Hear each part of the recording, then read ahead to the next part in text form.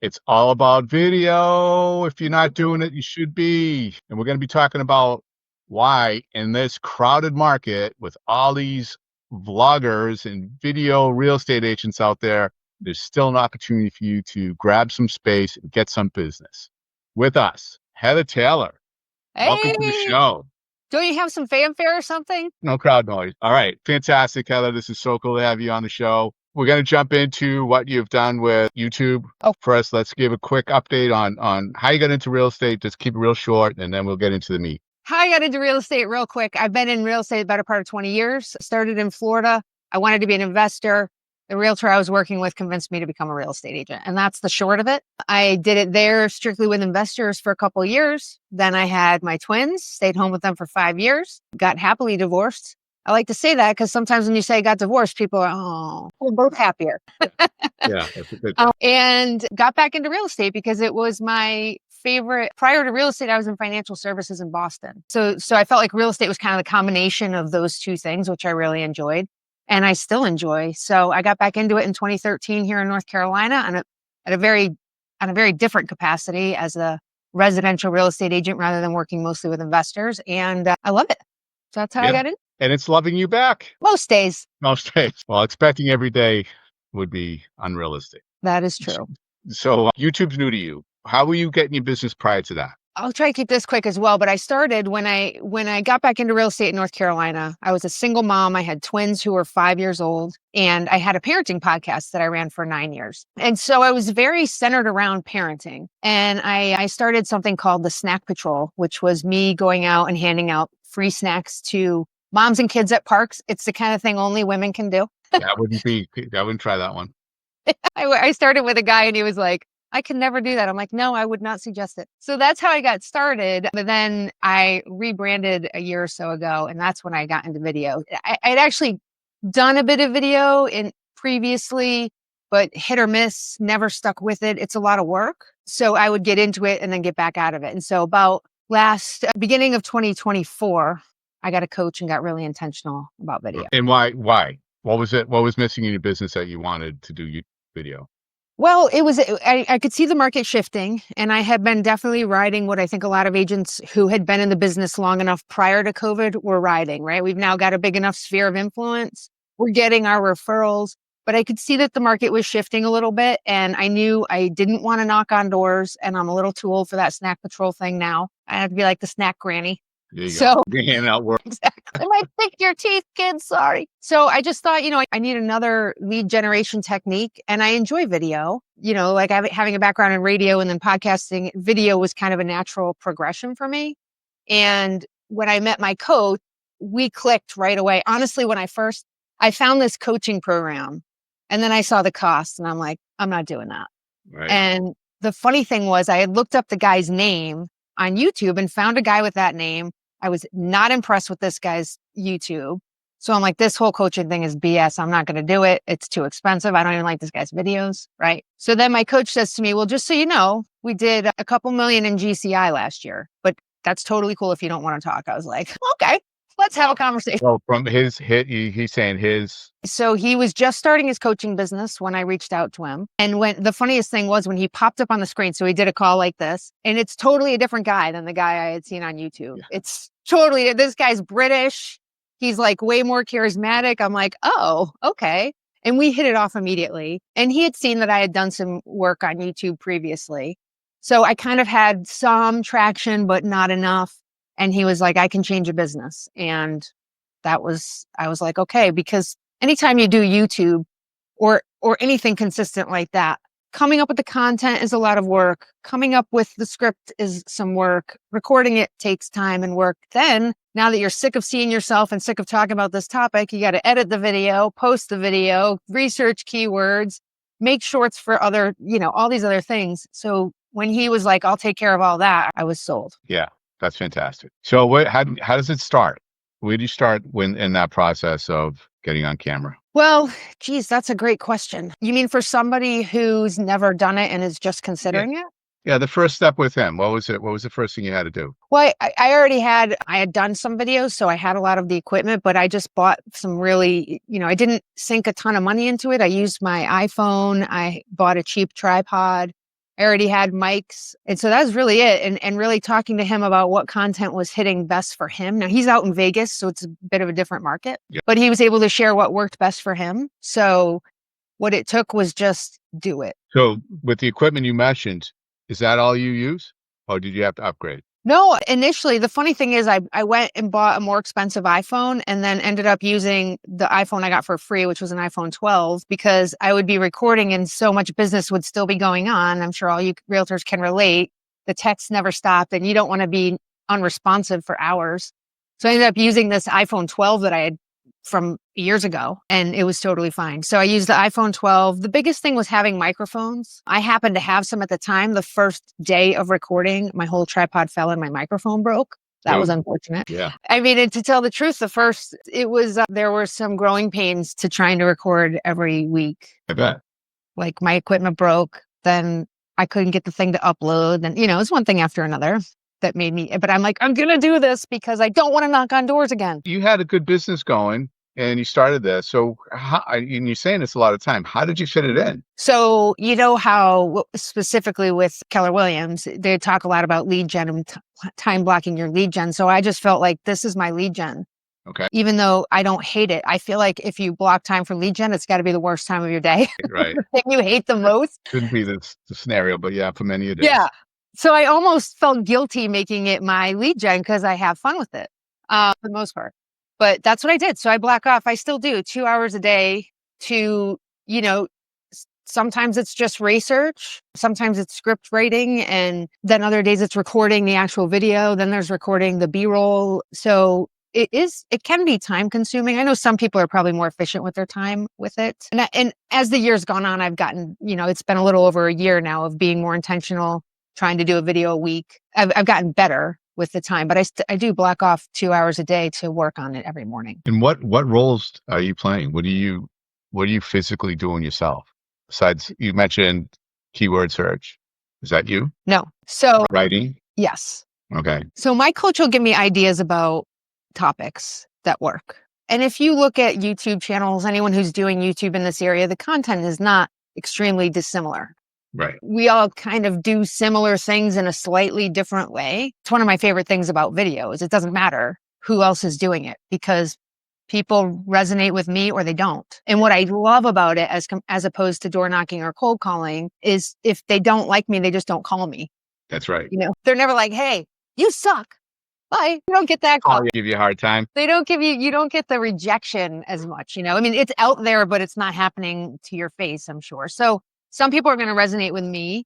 Other people are going to resonate with other video creators. And I love that. It looks to me, and I think as a viewer, I go on and I do a Google search, a YouTube search for living in Apex, and I get a plethora of different people. How can that be where you're still getting enough business from that massive jungle of videos?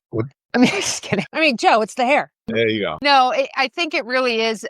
When the beautiful thing about YouTube is it's owned by Google, right? So when people are Google searching, eventually, you probably will come up, and as they go down those rabbit holes, your videos will get suggested the more they're looking at Apex, say. And then if you resonate with someone, they tend to hop over to your channel and start watching through your videos, right? So then they kind of feel like they get to know you. So that first call is very easy when they finally do reach out.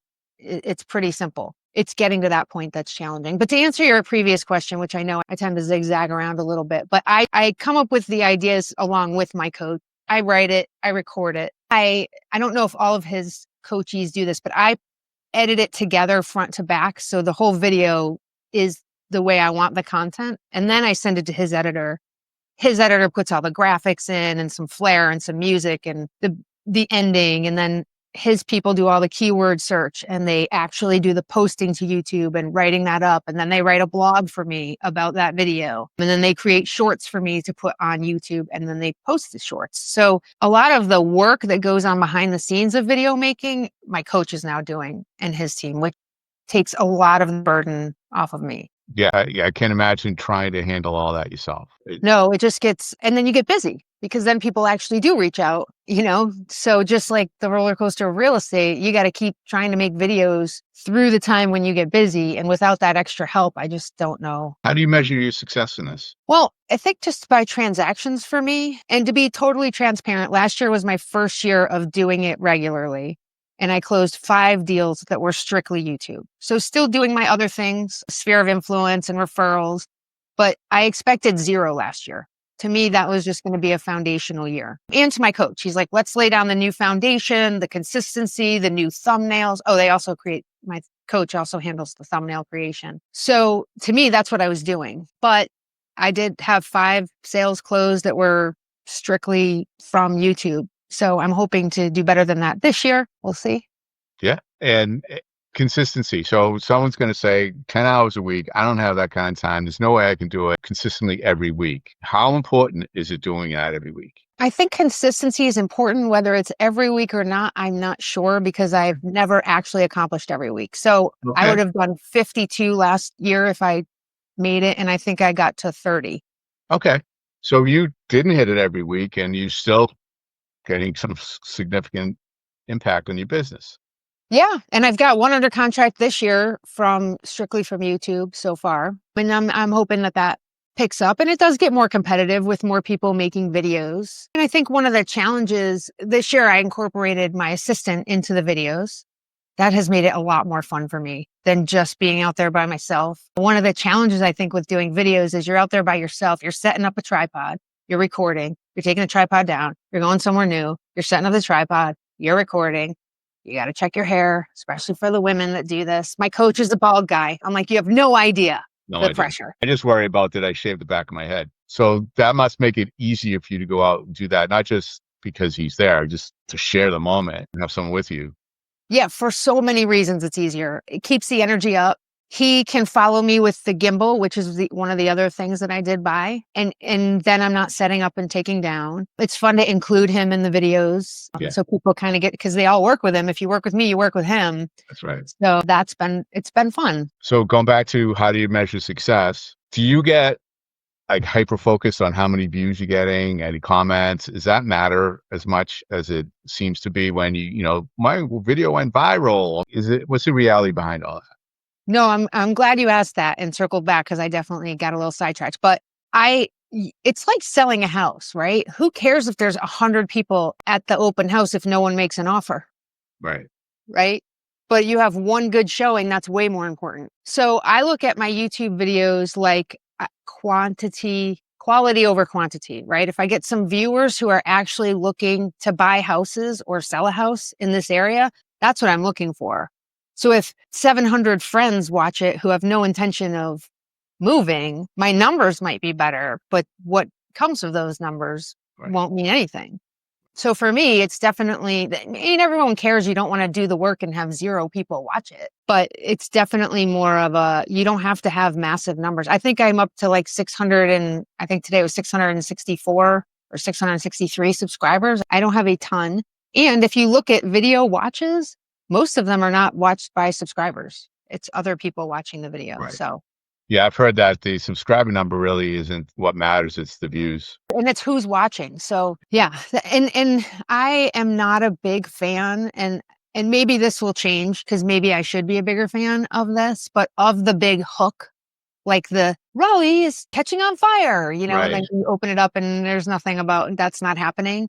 Personally, I get so frustrated with clickbait. Yeah. And then you click on it and it's something else that to me discredits the person that I'm watching and annoys me. So I don't do that. Now, maybe if I did that a little bit more, that would be helpful actually. Right. But that's not my style. But maybe check back with me next year. The 5 reasons why you don't want to move to Apex. Exactly. Don't come here. Hey, it's working for a lot of people. It's true. It does work. But I'm just very big on just really being me. And that drives me nuts. So that makes it hard for me to do it because it annoys me. So, but again, check back with me next year. I could have a totally different opinion. With all the different agents that are out there doing this, being authentic, I would think is important. It is for me. Yeah, definitely. Yeah. And I think I think that most people that are out there are, if you're going to do a video that's 10 minutes long or so, you're going to, it would be hard to not be pretty authentic, I think. True. Is there a type of person that you're attracting? Are there similarities in any of it that you can kind of start to aim towards? It's a good question. So my avatar, who I'm mostly aiming at, is kind of people like me who are just looking to come somewhere new. I've gotten, as far as type of people, they've all been people I really like, which is nice, but it's also definitely regions that are hotter. So a lot of California, a lot of Florida, New England, people just looking for a new vibe or a new atmosphere, weather-wise, some politically. Yeah, so it varies a little bit, but the age range seems to be somewhere around my age, my place in life. Maybe their kids are a little bit younger or a little bit older, but somewhere around there. Right.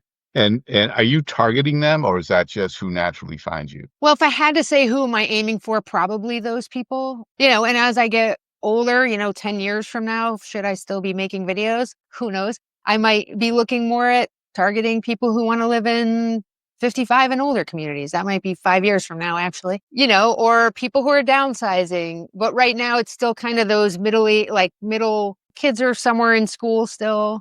And maybe they're upsizing to their next house, or kids are going to college and maybe they're downsizing to their next house. So And that's probably what you just described is probably the avatar of what most people are moving here for anyway. So I'm not sure you'd want to shift to anything different. Yeah. Why would you want to shift away from what's actually trending? And that's the population trend. That's where they're coming from.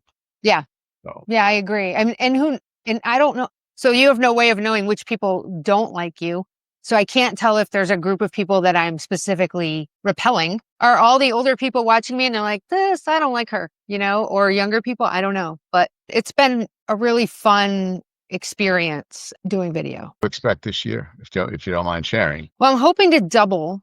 So I'm hoping that from 5 to 10 and then, potentially exponential growth from there. I do think there's a challenge in that I think there's a group of video people who started just before or right around COVID. Yes. And they crushed it. I mean, brilliant. I probably had the idea I think 2018 or 2019 was one of my goals to do a video a week. I wish I had gotten a coach then and followed through with it then. So those people are crushing it. And I think for those of us who were after that, I think the climb is a little bit slower than it was for them. I could be wrong. That's just been my impression. But my hope would be to see it snowball. And one of my favorite things about it is the foundation it creates, because it's always, the videos are always being played. I have one video from 2019 that still gets played pretty frequently. But the foundation, that's what I was going to say, the foundation it creates, it's nice to even for I got a referral from an agent in California who just Googled agents here, actually reached out to a couple before me who didn't respond to her.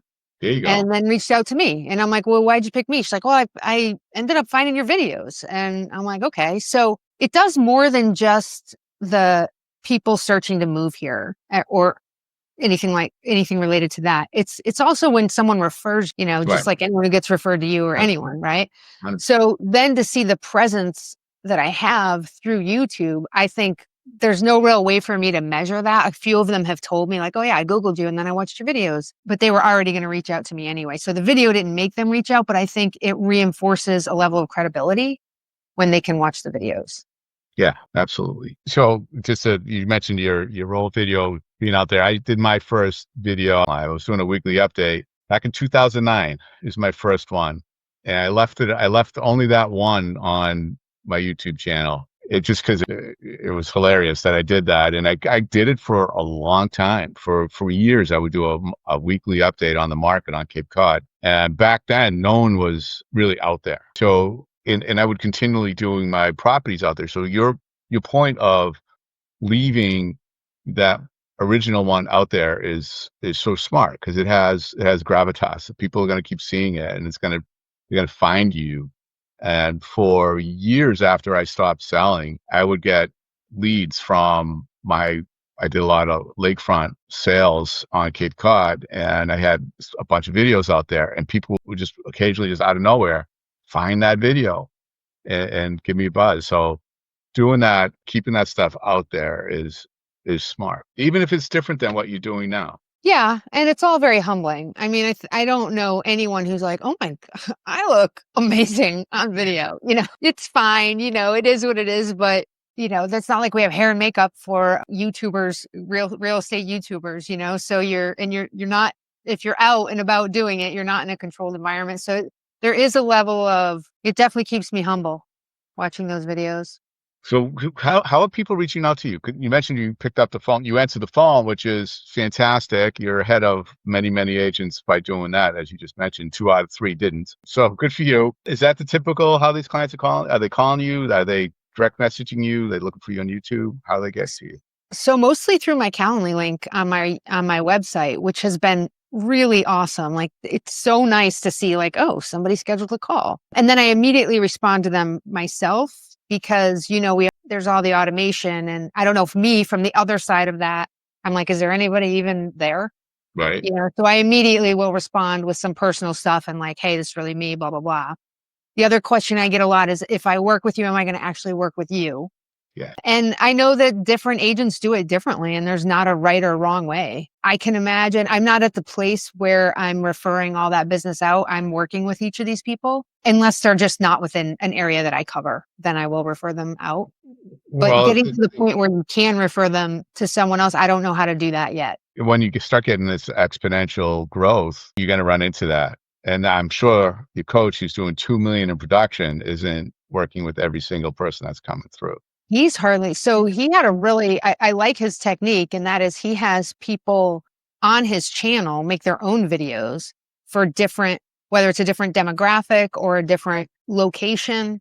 And that's what, long-term, that's what I would like to bring people on who are interested in creating video and hopping on my channel with me and creating kind of their own channel within my channel. Since I've already got some viewership and I have a coach that they could use, if I could find an agent who was interested, they've got to really want to do video. Yeah. But an agent who wants to do video and doesn't want to start from scratch, Right. who wants to cover any of the areas of Raleigh that I really don't cover. Like I really am Apex, Cary, Holly Springs, Fuquay, Varina, a little bit of Willow Springs or Willow Spring, do anything outside of that. So if there were agents out there who are like, oh, I love Wendell and I love Nightdale and I love North Raleigh and Wake Forest, and they wanted to do video, long-term, that would be my goal, to bring them on with me and we would do that together. Now, would they be part of your team or just on your channel? I think part of my team, but I'm open to other ideas. It's always just been me or just me and an assistant. So I'm open. Let's get off YouTube for a little bit. Okay. Maybe for this conversation.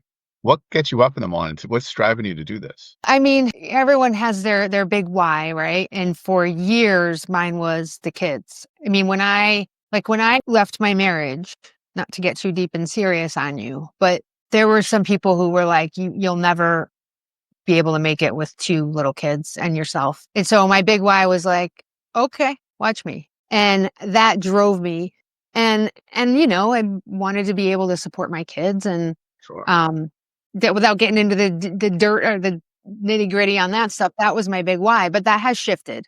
My kids are now seniors in high school. They're about to do the next thing. They don't need me in the same way. I don't even know where they are right now. So my big why is now, financial freedom, like so many of us. I'm getting to the point in my life where within the next 10 years, I'd like to be, I don't know if I'll retire from real estate. I really do love this business, but I can imagine just mentally having the freedom of like, I can do it if I want to do it or not do it if I don't want to do it. Optional.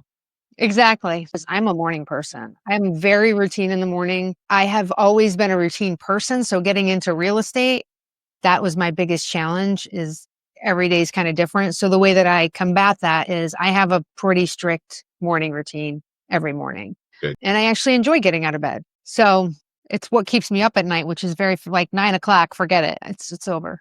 Out. Yeah, good. Heather, thank you so much for coming on and sharing your experiences.